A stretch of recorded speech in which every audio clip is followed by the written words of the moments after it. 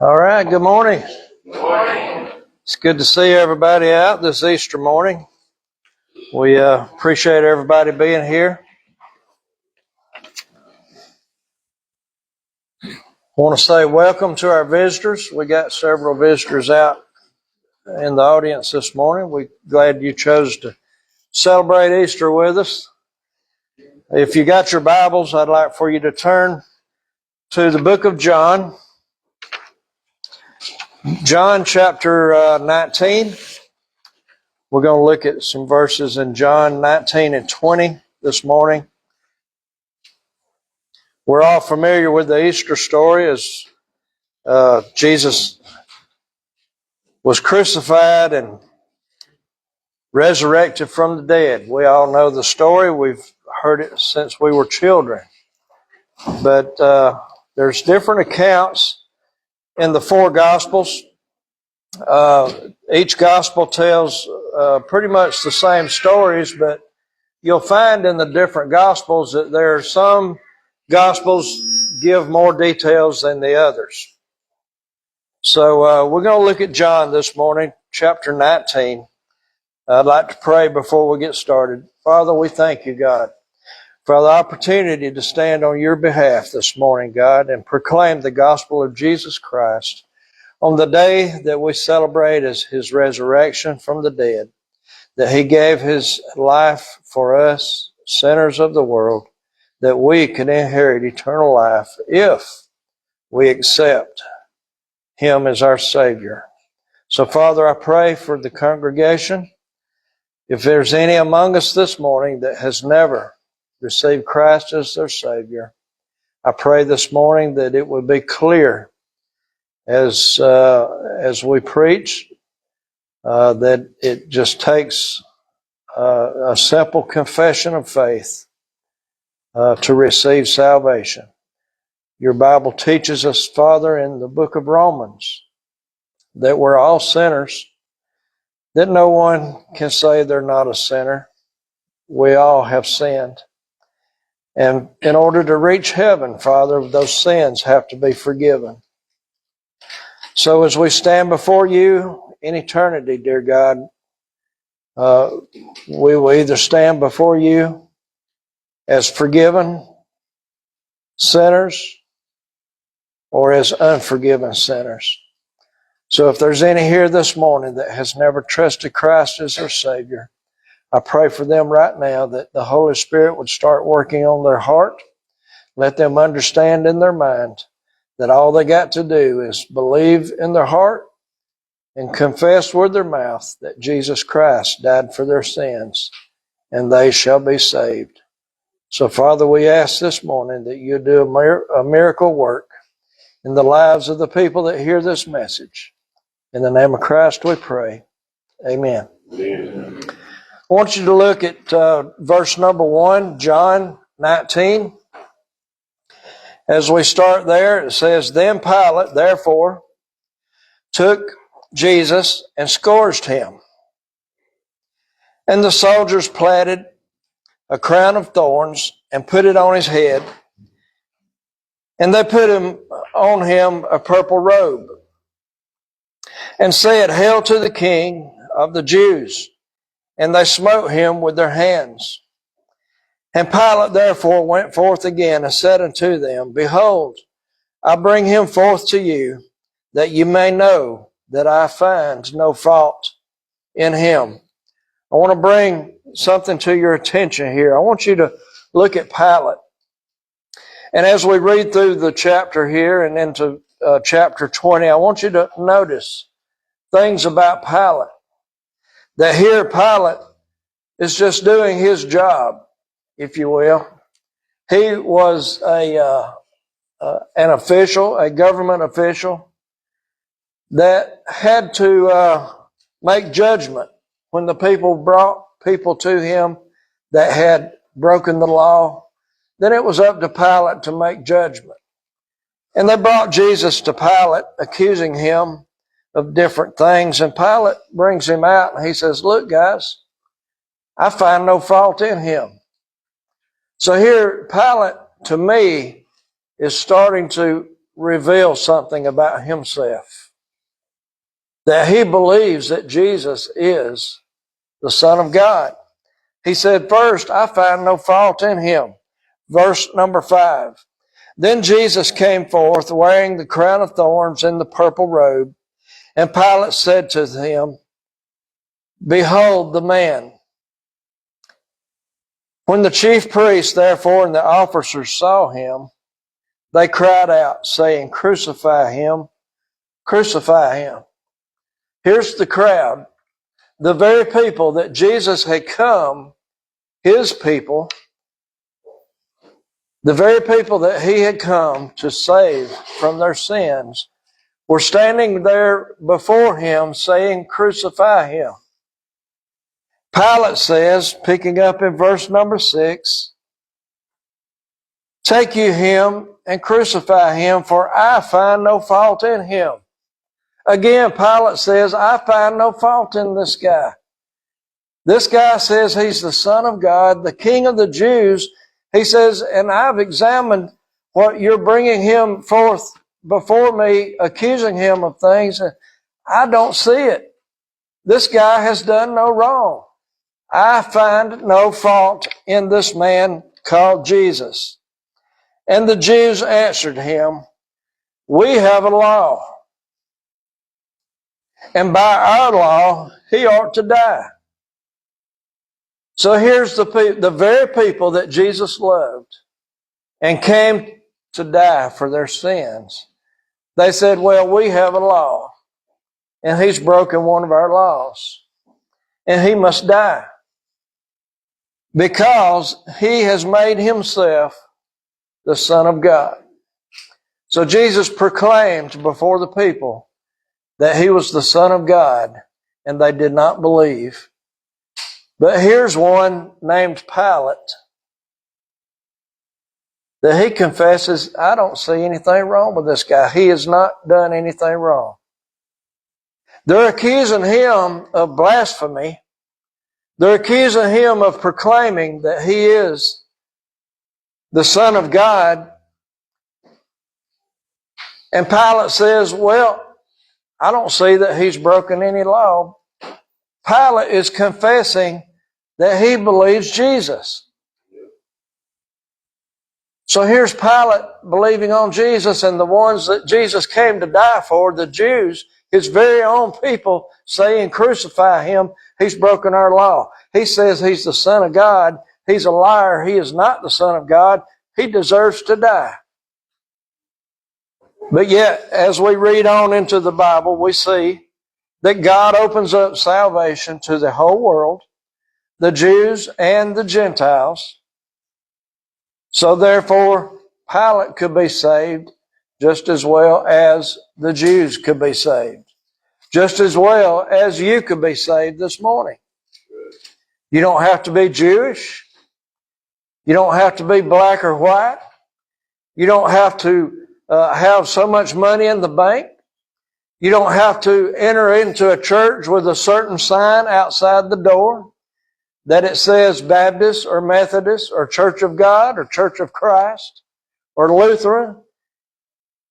If the man in the pulpit of the church is preaching that Jesus Christ is the Son of God, and the only way to reach heaven, to reach our Heavenly Father is through Jesus, then the truth is being preached, regardless of the sign outside the door. So it don't matter about all these things. All that matters is your condition, your heart condition. Here the people had a heart condition this morning. When Pilate, verse number 8, therefore heard that saying, he was more afraid. The people are saying, this guy says he's the Son of God, he's a liar, and he deserves to die. And Pilate says, I don't find any fault in this guy. And as the crowd grew angry, almost like a mob mentality, Pilate was saying, man, they're about to do something that ain't right. They're about to do something that ain't right. Says he was more afraid. And verse number 9, and went again into the judgment hall, and said unto Jesus, Whence art thou? But Jesus gave him no answer. And then Pilate said to him, Speakest thou not to me? Knowest thou not that I have power to crucify thee, or have power to release thee? Pilate is looking at Jesus. And Pilate looks at Jesus. I'm sure he looked him dead in the eyes. He says, Jesus, come on, man. Talk to me. I find no fault in you. He said, don't you understand? I have the power to let you live or to sentence you to death. Come on, man, speak up. Jesus said nothing. He says, I'm the guy that can release you. And you can walk away from here a free man. And Jesus answered in verse 11, Thou couldst have no power at all against me, except it were given thee from above. Something we need to take away from this verse this morning is that all power that exists in heaven and on earth and in hell and any other place in between all of those things, all power that is given from above. Our Heavenly Father ordains all power. The power that Pilate had was ordained of God. The power that Jesus had was ordained of God. The power that we have as the church is ordained of God. The power that Satan even has is ordained of God. But God says in the Bible that no power exists that is above His power. Even though He ordains all power, there's no power that exists over His power. All right? He says, Thou could have no power at all against me, this is verse 11, except it were given thee from above. Therefore, he that delivered me unto thee has the greater sin. In other words, those that had brought Jesus to Pilate have the greater sin. They accused Jesus of sinning, saying that He was the Son of God, but Jesus said, they are the ones that are committing the sin that brought me to you and professing that I'm a liar. And Pilate standing there believing who Jesus really is. He said, I've found no fault in this man. He says, Jesus, don't you realize I have the power to release you a free man? Verse number 12. And from thenceforth Pilate sought to release him. Ain't that something? That through this whole process, Pilate is trying his best to convince the people that Jesus is innocent, that He is who He says He is. Ain't that amazing? And from thenceforth, verse 12, Pilate sought to release him. But the Jews cried out, saying, If thou let this man go, thou art not Caesar's friend. So now they're trying to play a guilt trip on Pilate. They say, oh, well, if you let this guy go, then you're going against Caesar's wishes. They're playing politics. The same way we see politics played today. They accuse one from the other across the aisle. You're wrong, we're right. No, we're wrong, we're right, you're wrong. The same thing was going on here, even at the trial of Jesus, that He was fixing to be put to death, and here's Pilate standing up. I find no fault in this guy. And he kept looking for reasons to influence the mob that Jesus was innocent. Let him go. He's done nothing wrong. So they said, if you let him go, you're not Caesar's friend. Whosoever maketh himself a king speaketh against Caesar. They're saying, all right, Pilate, so you're putting yourself above Caesar now. And Pilate's probably sitting there shaking his head. Verse 13. When Pilate therefore heard that saying, he brought Jesus forth and sat down in the judgment seat in a place that is called the pavement, but in Hebrew, excuse me, Gabbatha, verse 14. And it was the preparation of the Passover, and about the 6th hour. And he said unto the Jews, Behold, your king. Pilate went from saying, I find no fault in this guy, to trying to come up with reasons to convince the crowd to let him go, to a point to where now he is proclaiming who Jesus really is. He said, Behold, your king. He didn't say, Behold, this man that says he's your king. He said, Behold, your king. So Pilate, to me, I think, is turned into a believer. He says, Behold, your king. But they cried in verse 15, away with him, crucify him. Pilate said unto them, surely I crucify your king. So here Pilate's convinced who Jesus is. He says, I find no fault in him, and I have no doubt who this man is. Pilate said to them, surely I crucify your king. The chief priest answered, we have no king but Caesar. Wow. That would be something to witness, wouldn't it?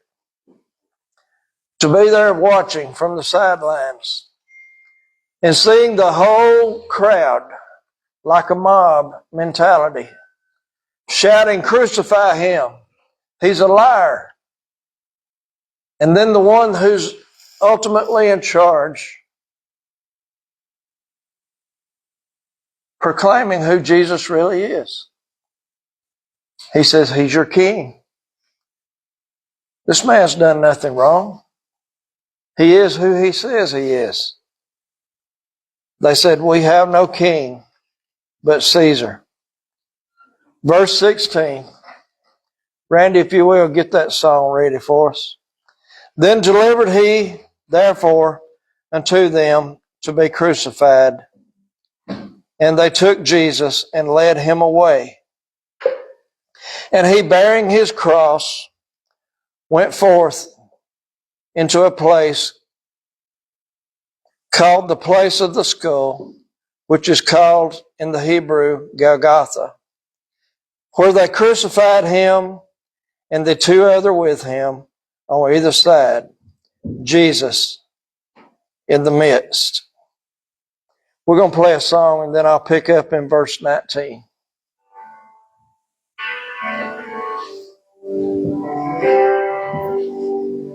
I was broken, lost and guilty, chains of sin wrapped around my soul. But on a hill called Calvary, your blood was spilled to make me whole. Every nail rolled up my sleeve, every thorn crown you as king. Though the world turned its back upon you, you gave your life to set me free. The cross was enough, the grave couldn't win. Mercy reached further than all my sin. Love poured out, you gave up your breath. Jesus, you saved me through life after death.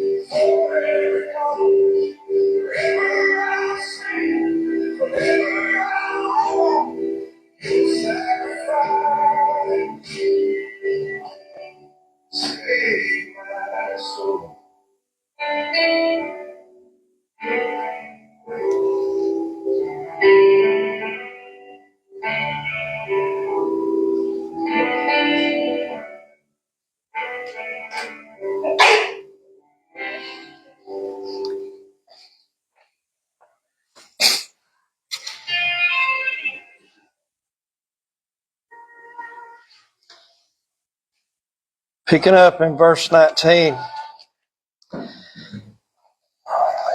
John 19:19. And Pilate wrote a title,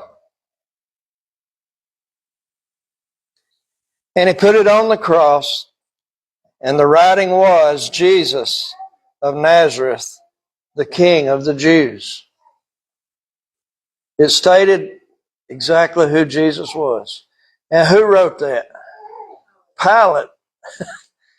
Pilate went to the trouble. This guy, he could have just said, all right, I'm done. I'm out of here. I'm going home. He took time to make a sign, to go on the cross, to prove his point, that he believed in Jesus, who he was, and he personally made a sign that said, this is Jesus of Nazareth, King of the Jews. This title then read many of the Jews, for the place where Jesus was crucified was nigh to the city, and it was written in Hebrew and Greek and Latin. Pilate didn't just write it in his language, he wrote it in everybody's language so that anybody that came to the cross, regardless of who they were and where they were from, could understand who this man was hanging on the cross. It was Jesus of Nazareth, King of the Jews. Then said the chief priest of the Jews to Pilate. All right, so here's the chief priests, the guys, the spokespersons of the mob, come to Pilate, and they said to Pilate, write not the King of the Jews. They said, don't write King of the Jews. He's not our king. He's a liar. But he said, I am the King of the Jews. Pilate answered, verse 22, what I have written, I have written. Pilate standing firm on his conviction. Are we standing firm on our conviction of who Jesus is? You can't waver. There ain't no wishy-washy about Jesus. Pilate answered, what I have written, I have written. Verse 23. Then the soldiers, when they had crucified Jesus, took his garments and made 4 parts, to every soldier a part, and also his coat. Now that the coat was without seam, woven from the top throughout, and they said therefore among themselves, let us not rend it, but cast lots for it, whose it shall be, that the scripture might be fulfilled, which says, they parted my raiment among them, and for my vesture they did cast lots. And these things therefore the soldiers did. And as we read the story of the crucifixion, you'll see that it references in the Bible, the Old Testament scriptures that prophesied Jesus coming and what was going to take place. And all these scriptures are being fulfilled. So the soldiers parted his garments and cast lots for his coat. Verse 25, and there stood by the cross of Jesus his mother. Ladies, I want you to take notice to verse 25. Y'all know last week, I think I was preaching and I was encouraging you ladies to stand up and be a part in the church. That you have just as much of a role in the church as anybody. Look at verse 25 and take note of what's happening. Jesus is hanging on the cross, right? Now there stood by the cross of Jesus his mother and his mother's sister. So you got Mary, his mother, and you got Mary's sister, which is his aunt. Then you got Mary, the wife of Cleophas, And then you got Mary Magdalene. So here's 4 women standing at the cross while Jesus is being crucified. You got 4 women. His mother, his aunt, and 2 friends standing there by his side. Now you tell me, where's the disciples? Y'all remember the stories? While they was accusing Jesus of being a liar before Pilate, and out in the crowds, the disciples were hiding, and even Peter was out there, and somebody in the crowd says, "Hey, I recognize you. You're one of his disciples." What did Peter say? "No, you've mistaken me for somebody else." They were all cowards out hiding in the crowds, and here are the women that love Jesus standing at the cross. You tell me women can't make a difference in the church, I tell you, you're crazy. If it weren't for the women in the church, we would have no church. I can remember, we're blessed in this church. If you look around, we got lots of men in our church. I can remember a day when you could look around in the church and there would be women and children in the church and the men would be at home watching football. We're blessed. We got a church full of men that love Jesus and that they bring their families to church. They come and sit with their wives and they bring their children and their grandchildren. We are blessed. But here, as we read the crucifixion of Christ, the ones that were by Jesus' side until the very end was some of the women that was very close to Jesus. Don't forget that. Verse 25. Verse 26 says, "And when Jesus therefore saw his mother and the disciples standing by whom he loved," now there was 1 or 2 that were there, but the rest of them were out hiding, afraid that they was going to be crucified with him if they admitted that Jesus was the King of the Jews. Pilate was the last one you would think would, whoo, Jesus. Shout it, amen. We love that. We love that. That's what we've prayed for, y'all. I'm telling you, children are a blessing of God. And the Bible says, out of the mouths of babes, you're going to be surprised. We love children. So don't think that you need to take children out of the church. When Jesus therefore saw his mother and the disciple standing by whom he loved, he said to his mother, "Woman, behold thy son." And then said he to the disciple, "Behold thy mother." And from that hour, that disciple took her to his own house. In other words, Jesus made arrangements for his mother to be taken care of. So he was not only hanging on the cross for your sins and dying for you, but he was also worried about his mama. And he said, "Take care of my mom. You're in charge." That's a great thing. That's a great thing. And after this, Jesus, knowing that all things were now accomplished, he took care of business to the very end. He made sure his mama was took care of.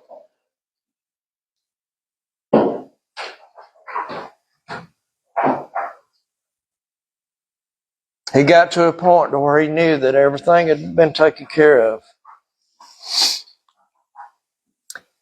That the scripture might be fulfilled, he said, "I thirst." And there was set a vessel full of vinegar, and they filled a sponge with vinegar and put it on hyssop and put it to his mouth. And when Jesus had therefore received the vinegar, he said, "It is finished." And he bowed his head and gave up the ghost. And if you will bear with me, I want to continue reading. Jesus therefore because it was the preparation that the bodies should not remain on the cross on the Sabbath day, besought Pilate that their legs might be broken, that they might be taken away. So, if you're familiar with the crucifixion, they nailed their feet and their hands to the cross, right? And hanging on the cross, it put pressure on the lungs and you could not breathe. So you had to push your body upward with your legs to get a breath. So the reason they broke their legs was the Sabbath was coming, and it was against the law for anyone to be hung, crucified on the Sabbath. So they had to be dead to take them off the cross. So they got permission from Pilate to break the legs so they couldn't push up and get a breath so that they would die. So the two criminals, the one on each side of Christ, they broke their legs so that they would go ahead and die. And they turned to Jesus to break his legs, but yet they saw that he was already dead. So that the scripture would be fulfilled, that not a bone in his body would be broken, and that he gave his life. They didn't take his life. They didn't break his legs so that they could say, we killed him. He gave his life. He said, it is finished. Let's read on. Verse 32. Then came the soldiers and brake the legs of the first and the other which was crucified with him. But when they came to Jesus, they saw that he was dead already, and they brake not his legs. But one of the soldiers with a spear pierced his side, and forthwith came there out blood and water. And he that saw it bare record, and his record is true. And he knoweth that he said truth, that ye might believe. For these things were done that the scripture should be fulfilled. A bone of him shall not be broken. And again another scripture says, they shall look on him whom they pierced. And after this, Joseph of Arimathea, being a disciple of Jesus, Joseph is one of the disciples that actually had nerve to stand up and say, I'm one of his disciples. And then, secretly, for fear of the Jews, besought Pilate. So he goes to Pilate by himself. He says, can I take Jesus' body? And Pilate said, yes, you can. Pilate gave him leave. And he came therefore and took the body of Jesus. So he wasn't ashamed to say, hey, I'm one of his disciples and I'm going to take his body. Pilate gave me permission, so they took Jesus down from the cross. And there came also Nicodemus. Y'all remember the story of Nicodemus? He's the one that climbed the sycamore tree, right? That's right, Zacchaeus. Preacher stands corrected. I told y'all not. You gotta check me. You gotta check me. And there came Nicodemus, which at the first came to Jesus by night. Oh yeah, I got it now. Get your story straight, preacher. And brought a mixture of myrrh and aloes, about 100-pound weight. Then took they the body of Jesus and wound it in linen clothes with the spices, as the manner of the Jews is to bury. And now in the place where he was crucified there was garden, and the garden a new sepulchre, wherein was never man laid. There laid they Jesus, therefore because of the Jews, preparation day for the sepulchre was nigh at hand. Verse 20, chapter 20, verse 1. And the first day of the week, who comes? Mary. Here comes the women again, right? And it was yet dark, the sun hadn't come up yet, sees the stone was taken away. Then she runs and comes to Simon Peter and to the other disciple whom Jesus loved, and said to them, they have taken away the Lord out of the sepulchre, and we know not where they've laid him. Peter therefore went forth and the other disciple and came to the sepulchre. And they both ran together, and the other disciple outrun Peter and came first to the sepulchre. And he, stooping down, looked in and saw the linen clothes lying, yet he went not in. And then Simon Peter, following him, went into the sepulchre and seized the linen clothes lying, and the napkin that was about his head, not lying with the linen clothes, but wrapped together in a place by itself. Then went in also the other disciple, which came first to the sepulchre, and he saw and believed. For as yet they knew not the scripture, that he must rise again from the dead. Isn't it odd that these guys spent so much time with Jesus and they still had no clue what was happening? You know, Jesus rode in a week before on a donkey, and they was laying palm leaves on the road, praising him, saying, Hosanna, Hosanna, thinking that he was going to rise up as king and take over. But yet, he was 1 week away from death for their sins. And yet they still thought he was going to rise up and conquer the world. Then the disciples went away, this is verse 10, again to their own home. All right, so, okay, he ain't here, going to the house. Sometimes you women need to get a hold of us, men. Sometimes us men, we're just a little slow, ain't we? We're usually one step behind the women. God has given women intuition, I guarantee you. Y'all can see things we can't see. And then when you try to show us what you see, we think y'all crazy. I mean, for real. God uses women in extraordinary ways. All right. But Mary stood without the sepulchre weeping. Peter and John, they say, well, he ain't here. Let's go to the house. See y'all. And Mary's standing there tore up because he's gone. Where's he at? What happened to him? Where's Jesus? Mary stood without the sepulchre weeping, and as she wept, she stooped down and looked into the sepulchre, and seeing 2 angels. You know, if Peter and them had stayed, they might have seen a little something too. But they didn't hang around. You know what, guys? If we would stay a little longer in the Bible, if we'd stay a little longer with the Sunday school, if we'd stay a little longer with the preacher, we might see a little something too. A little longer. Let's just stay a little longer. We're almost done. Hang on. Stay a little longer. Verse 12, and sees 2 angels white sitting, and one at the head and the other at the feet where the body of Jesus lay.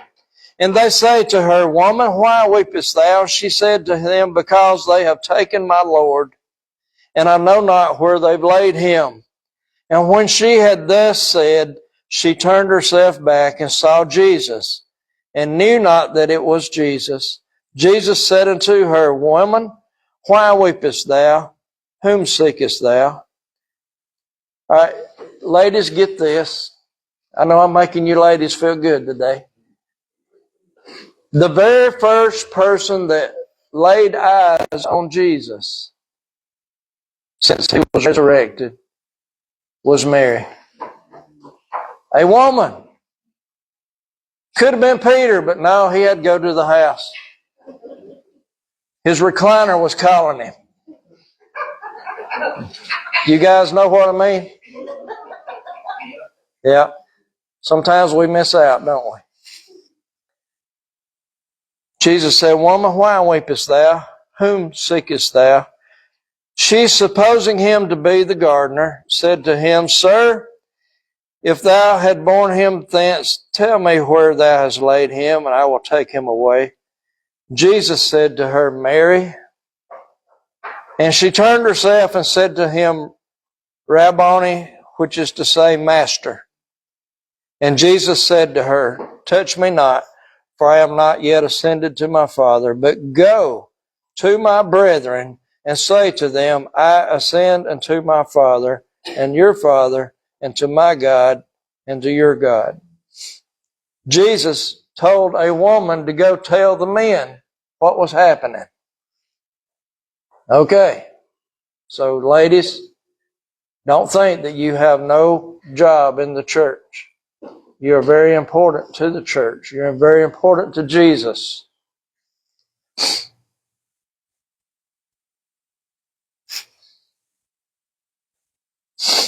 So, the story goes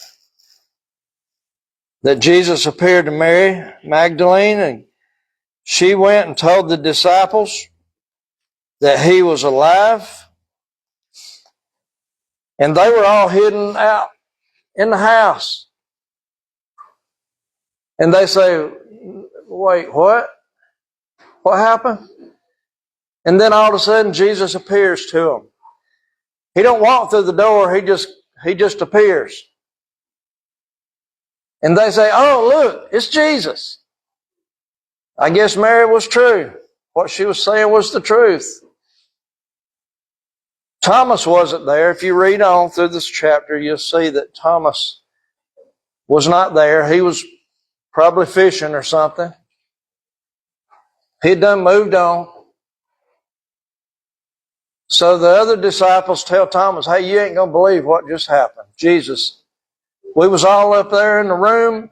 You know, we was hiding out because, you know, they all trying to kill us. All of those that follow Jesus, they still trying to kill us all. So we need to lay low. Thomas said, no, you ain't seen Jesus. He said, I got to see it for my... Thomas said, when I can put my finger in the holes of his hands and thrust my hand in his side, then I'll believe. And then lo and behold, a week later, they were still hiding out. And Thomas just happened to be with them that day, and Jesus appears again. He said, come here, Thomas. I'll show you something. And then it says Thomas believed. And then what Jesus said in verse 29, and we'll close with this. If you'll go with me in John chapter 20, verse 29, we'll close with this one verse. Jesus said to him, he's talking to Thomas, Thomas, because thou hast seen me, thou hast believed. Blessed are they that have not seen and yet have believed. Y'all realize y'all are the blessed that he's talking about? We have not seen Jesus. We haven't put our hands in the hole. We have not put our finger in the holes in his hands. We have not put our hand in his side, but yet we believe. Jesus said, Thomas, you believe because you saw me. He said, blessed are those who believe that have not seen me. You're blessed this morning because you believe and you have not seen. Your faith is stronger than Thomas. And Thomas was one of the disciples that walked with Jesus and witnessed what he did. Is there any this morning that have not accepted Christ as your Savior? Is there one here this morning? Today would be a great day to say that I accepted Jesus Christ on Easter. In 2026, I gave my life to Jesus. Your life will not be the same.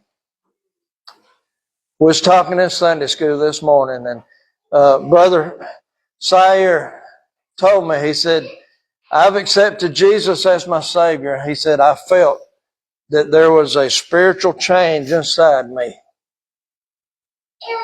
I said, that's the way it's supposed to be. When you accept Jesus Christ as your Savior, things are going to change.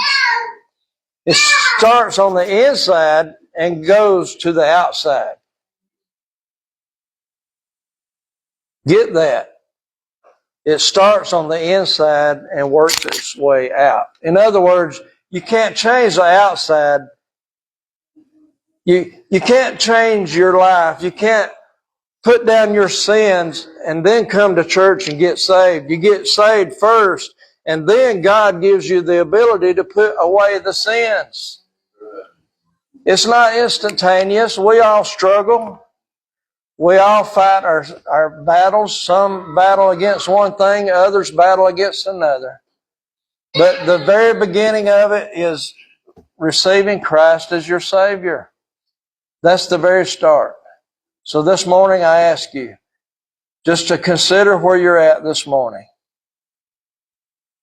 Like Brother Wayne Greer, when he stood here in this pulpit just a few weeks earlier, he said, there's no gray. You're either saved or you lost. It ain't about turning over a new leaf. It's about, are you saved or are you lost? It ain't about, well, he's changed his ways. He's doing better than he used to be. It's either, are you saved or are you lost? There's no gray in between. Are you saved or not? Have you ever got to a point where you said, Jesus, I'm a sinner, and if I were to die right now, I'd go straight to hell? It's your choice. You have to make that choice. Have you accepted Christ as your Savior? Let's pray.